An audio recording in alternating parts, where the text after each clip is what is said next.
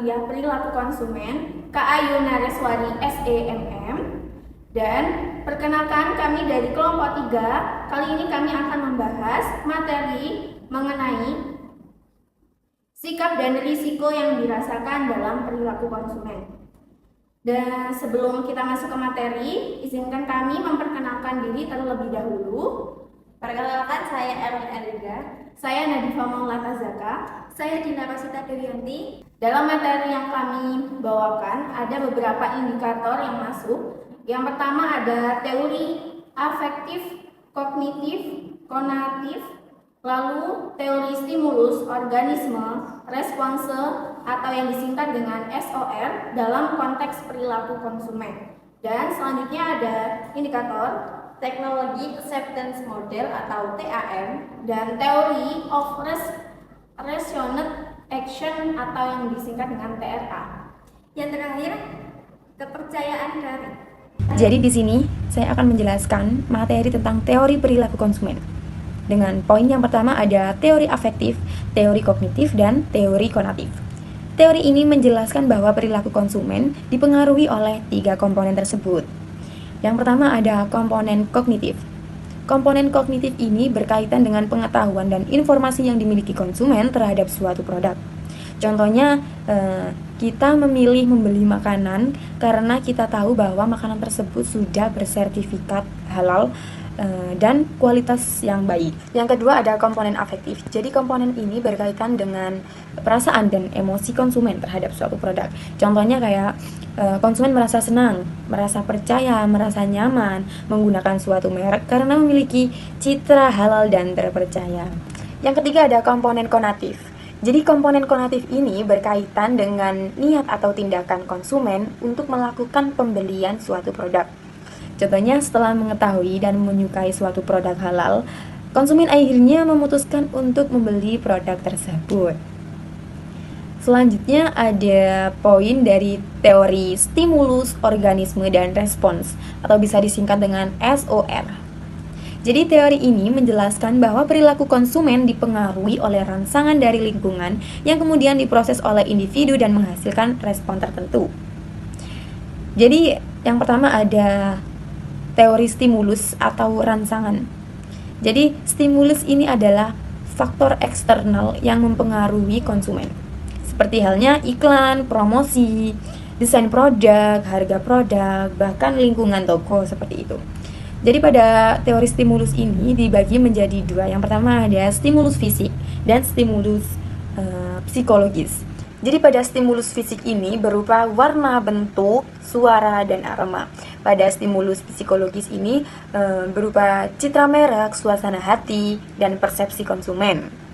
Yang kedua ada organisme. Jadi organisme ini adalah faktor internal dalam diri konsumen yang mempengaruhi cara mereka merespon stimulus. Contohnya dari kepribadian, sikap, kepercayaan, dan nilai yang dianut. Jadi faktor-faktor ini mempengaruhi bagaimana seseorang memikirkan, merasakan, dan menilai suatu produk. Yang ketiga ada respon, yang mana respon ini merupakan perilaku yang ditunjukkan oleh konsumen seperti membeli produk, menggunakan produk, dan mengevaluasi produk. Pastinya kita sudah melakukan 3 tahap ini saat pembelian suatu produk ya.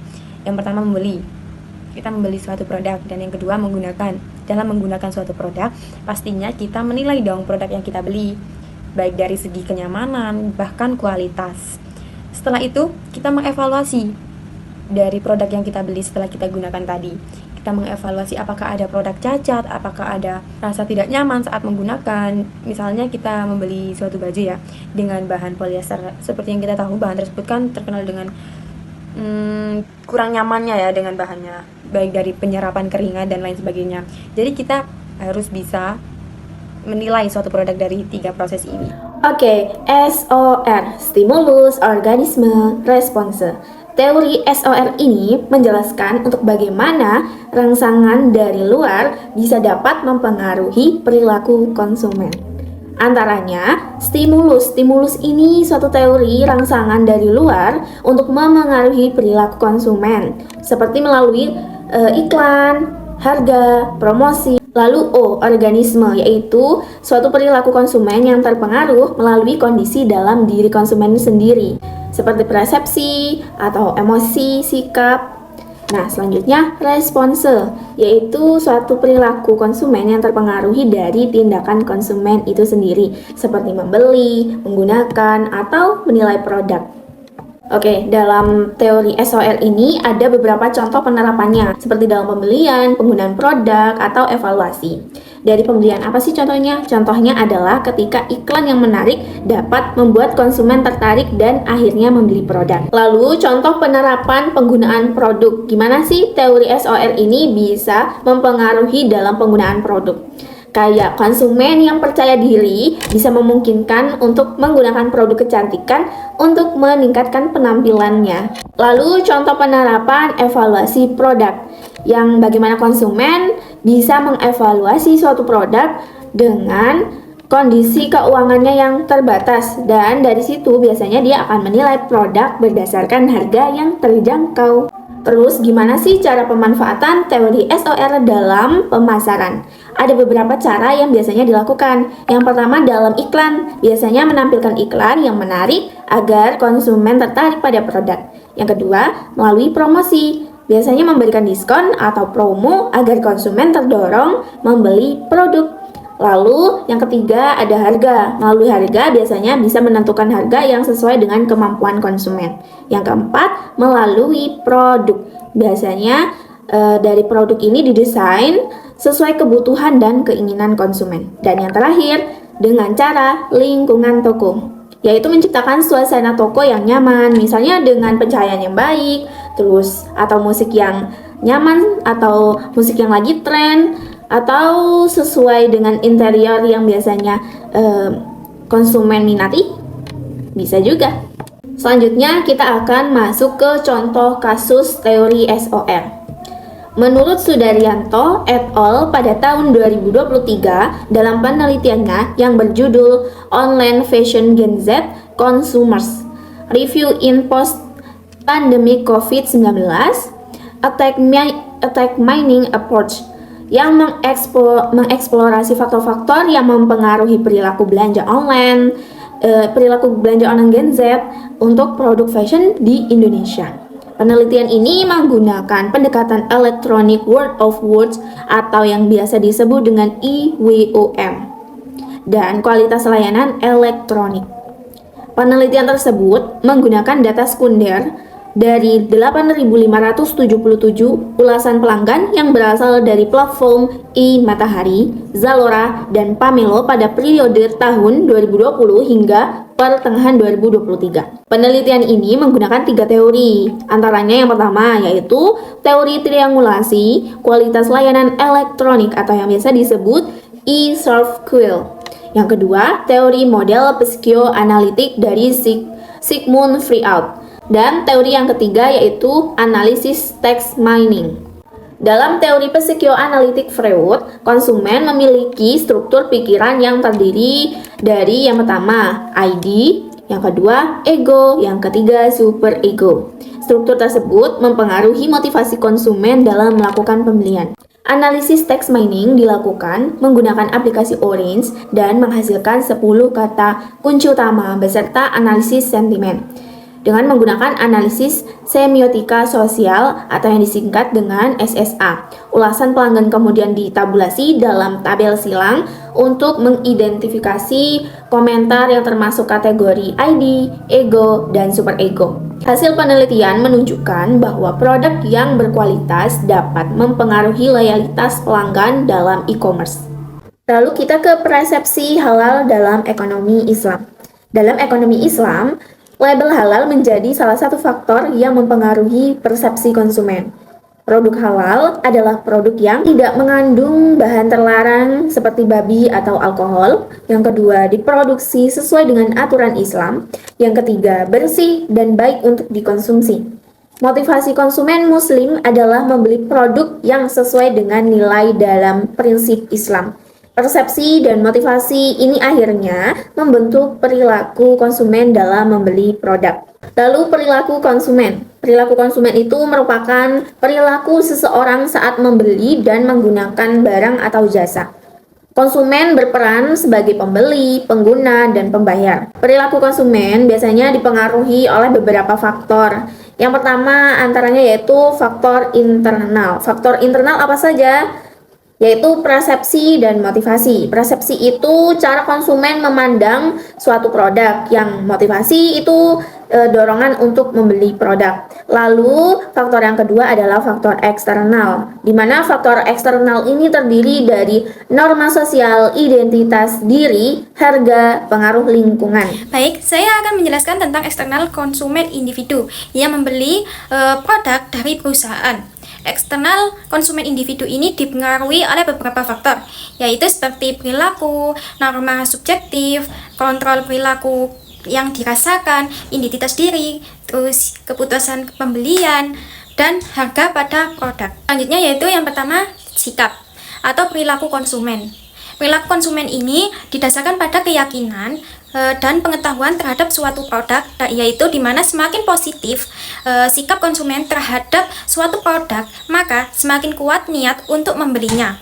Jadi contohnya itu seperti seseorang sering membeli produk skincare tertentu karena ia percaya produk tersebut berkualitas baik, cocok dengan kulitnya.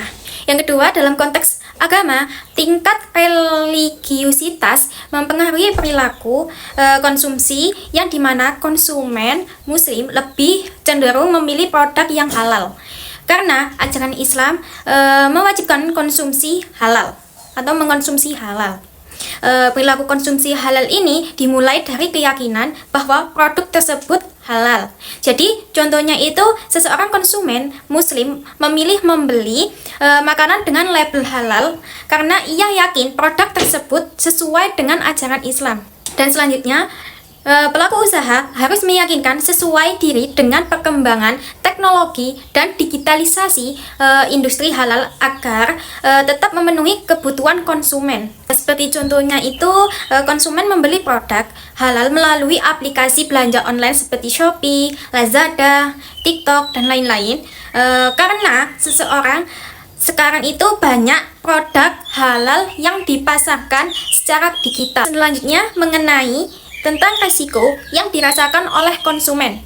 Resiko yang dirasakan konsumen berkaitan dengan ketidakpastian dalam membeli produk, terutama dalam membeli online.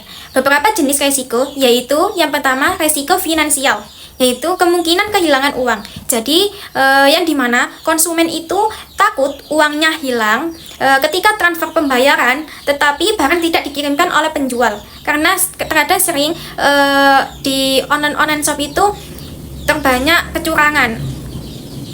Yang kedua yaitu resiko kinerja. Resiko kinerja ini produk tidak berfungsi dengan baik. Jadi contohnya itu seperti konsumen membeli handphone secara online, tetapi setelah diterima ternyata tidak berfungsi dengan baik, atau di handphone itu terjadi kerusakan gitu.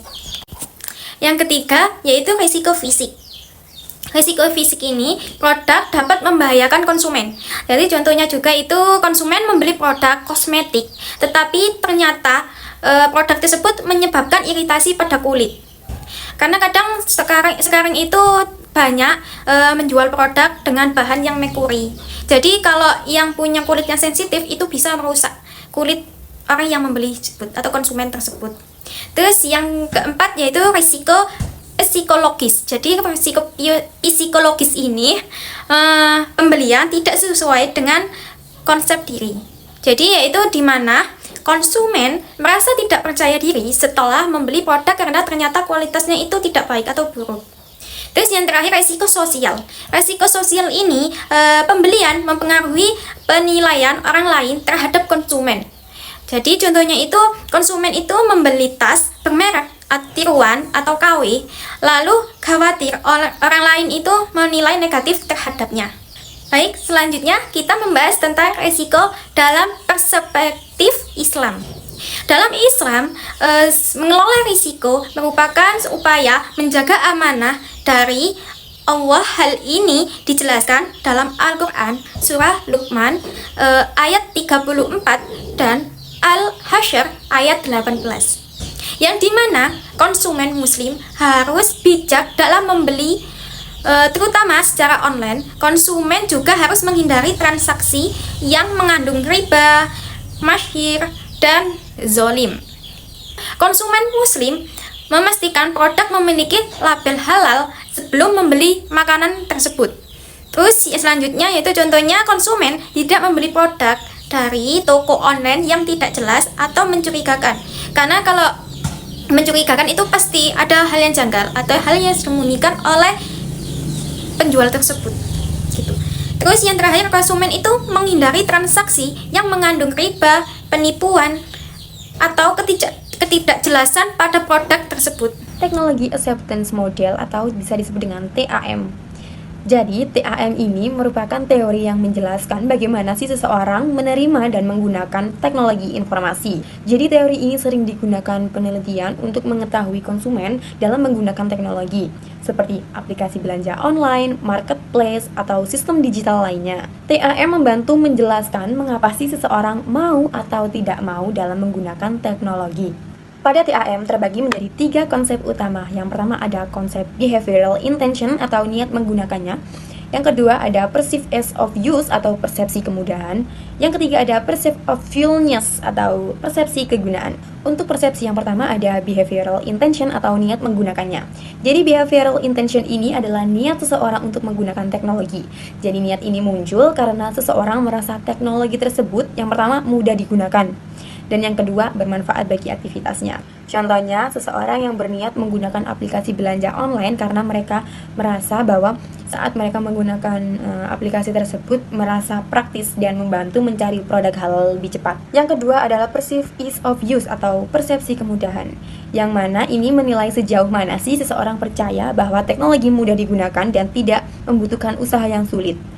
Jika teknologi dianggap mudah dipahami dan dioperasikan, maka orang akan lebih tertarik untuk menggunakannya. Contohnya pada aplikasi marketplace yang navigasinya sederhana, proses pembayaran yang cepat, dan fitur pencarian produknya yang mudah.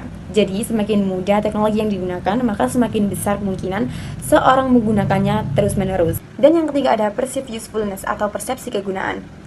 Jadi ini sejauh mana sih seseorang percaya bahwa teknologi dapat meningkatkan kinerja atau mempermudah aktivitasnya. Jika seseorang merasa teknologi memberikan manfaat nyata, maka ia akan lebih menerima teknologi tersebut.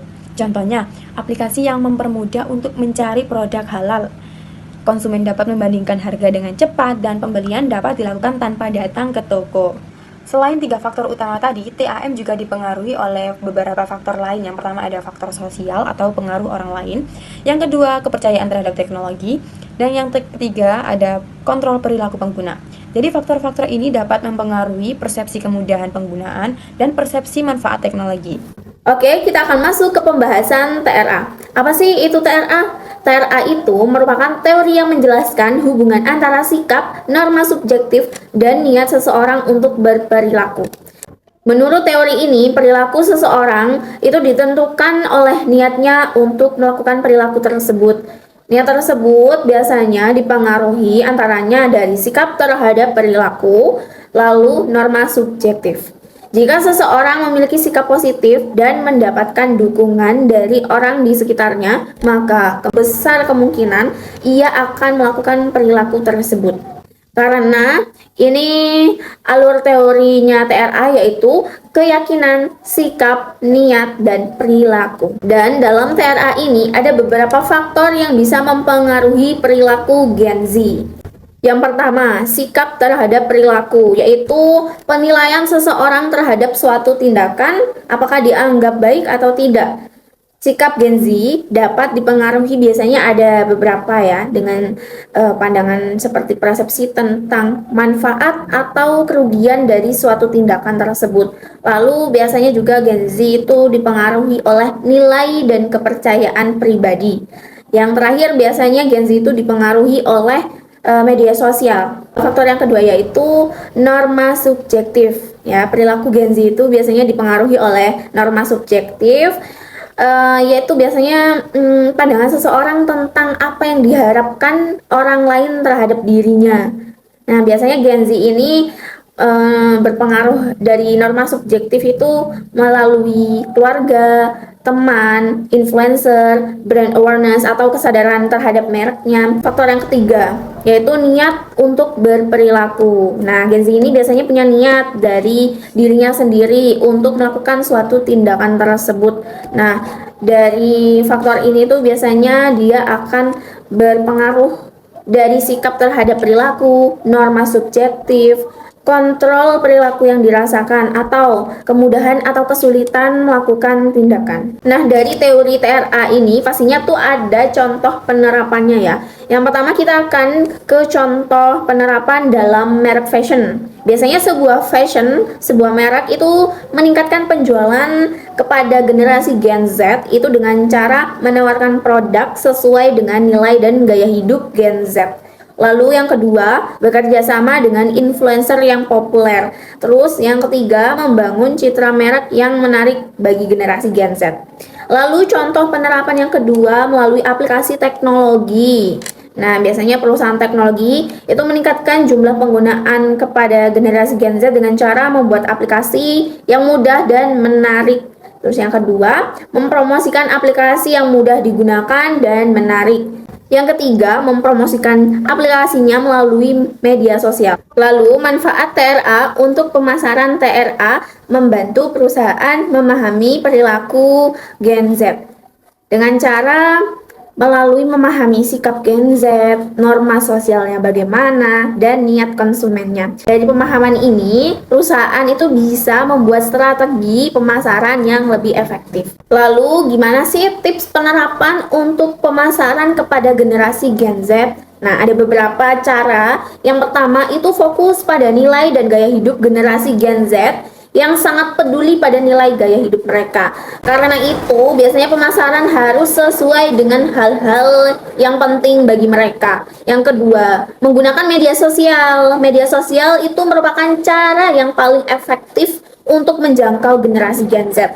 Yang ketiga, bekerja sama dengan influencer. Influencer biasanya memiliki pengaruh besar bagi generasi Gen Z ya, dan bisa membantu meningkatkan kesadaran merek serta penjualan. Nah, dapat disimpulkan nih dari materi TRA. Jadi, materi TRA itu teori perilaku seseorang yang terjadi karena adanya niat untuk melakukan tindakan. Niat tersebut dipengaruhi oleh sikap terhadap perilaku dan pengaruh orang sekitar. Oleh karena itu, perusahaan dapat memanfaatkan hal ini untuk memahami dan mempengaruhi perilaku Gen Z. Selanjutnya, kepercayaan atau truths dalam perilaku konsumen. Kepercayaan adalah kesediaan seseorang untuk mencapai pihak lain dan menerima tindakannya meskipun terhadap resiko atau ketidakpastian. Menurut Dennis M. Ross, DKK 1998, kepercayaan merupakan psikologis yang didasarkan pada harapan positif terhadap niat orang lain. Kepercayaan muncul, seseorang akan merasa lebih aman, yakin, dan percaya diri terhadap pihak lain. Kepercayaan dalam transaksi online. Dalam transaksi online terdapat beberapa ketidakpastian karena yang pertama yaitu tidak ada interaksi langsung antara penjual dan pembeli. Yang kedua yaitu pembayaran sering menggunakan kartu kredit atau metode digital. Terus yang ketiga, resiko data keuangan sering disalahgunakan oleh oknum-oknum tidak baik. Terus yang keempat yaitu resiko produk yang diterima tidak asli atau tidak sesuai yang diharapkan oleh konsumen. Oleh karena itu, kepercayaan online sangat penting untuk mengurangi resiko yang dirasakan konsumen, meningkatkan niat konsumen untuk melakukan pembelian online, dan selanjutnya kurangnya kepercayaan menjadi salah satu alasan utama konsumen menolak melakukan transaksi e-commerce. Kepercayaan dalam perspektif Islam.